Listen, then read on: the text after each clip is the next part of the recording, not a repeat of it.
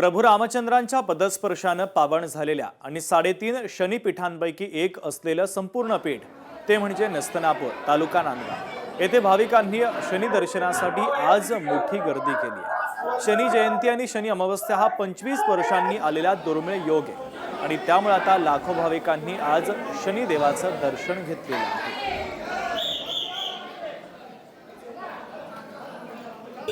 या यात्रेमध्ये विविध योग जुळून असल्या कारणाने यात्रेला प्रचंड गर्दी होईल हा आम्हाला अंदाज होता आणि तो अंदाज लक्षात घेऊन या ठिकाणी विविध प्रकारचे नियोजन संस्थांनी करून शनी भक्तांना वेगवेगळ्या सुविधा या ठिकाणी निर्माण करून दिलेल्या आहेत।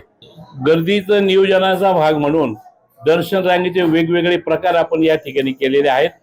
काही शनी भक्तांसाठी पूजा अभिषेक यासाठी वेगळं आपण या ठिकाणी कक्ष तयार केलेला आहे।